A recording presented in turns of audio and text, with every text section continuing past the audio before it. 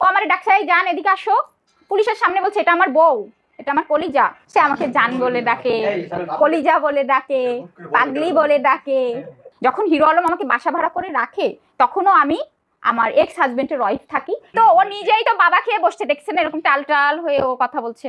101 টাকা কালকে তালাক দিছে, তাও পরিশোধ করেন।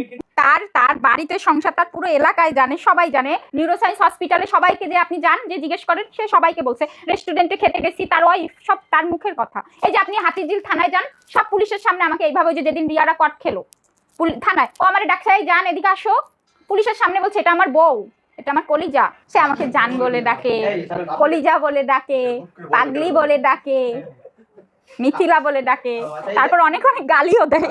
তালাক যেদিন কালকে দিল না, তার আগের দিন রাতে উনি মনে হয় মদ খাওয়াচ্ছিল, তখন গালিগালাজ করছিল প্রচুর পরিমাণের। বলছিল তুই কেন মিডিয়ায় কথা বলেছিস, এই করেছিস সেই করেছিস, তারপরে হচ্ছে হ্যাঁ তোকে আমি করেছি, এই করেছি সেই করেছি, ভালো হয়েছে তোকে আমি দর্শন করেছি, বাচ্চা নষ্ট করেছি, এই টাইপের কথা। যখন আমার হাজবেন্ডের সঙ্গে আমার ঝামেলা হয়, তখন আমি আমার ছেলেদেরকে নিয়ে যখন আমি চলে আসি, আমার ছেলেরা আমার সঙ্গেই ছিল, বগুড়ার বাড়িতেও আমার সঙ্গে ছিল। পরবর্তীতে আমি বগুড়া থেকে চলে আসার পরে ওর বাবা হচ্ছে ওদেরকে নিয়ে যায়, আর ওরা আসতে চায় না।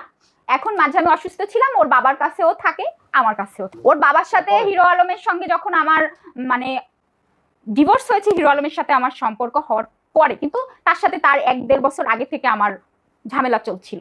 এখানে হিরো আলমের মানে আমার এক্স হাজবেন্ডের সঙ্গে আমার সম্পর্ক টানাপোড়নটা 4-5 বছর ধরে ছিল।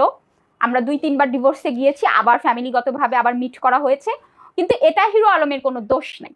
হিরো আলমের সঙ্গে আমার মানে ভালোবাসা হওয়ার অনেক আগে থেকেই আমার এক্স হাজবেন্ডের সঙ্গে আমার সম্পর্কটা ভালো ছিল না। কিন্তু হিরো আলমের সঙ্গে যখন আমার প্রথম সম্পর্ক হয়, তখনও মনে করেন সে আমার লিগালি হাজবেন্ড ছিল।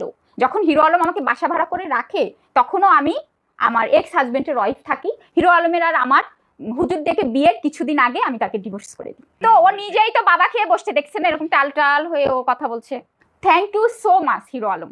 হুজুর দিয়ে আপনি বিয়ের নাটক করেছিলেন, এখান থেকে আমার মনের দিক থেকে আমি ক্লিয়ার, কিন্তু আইনিগতভাবে আমার মামলা চলমান চলবে। যেটা আইনে আছে যে আপনার মানে ধর্ষণ মামলায় যে শাস্তি, ভ্রূণ হত্যা মামলায় যে শাস্তি, প্রতারণা মামলায় যে শাস্তি, সাইবারের যে শাস্তি, তারপরে এই যে আপনার মানহানি রবিবার করব।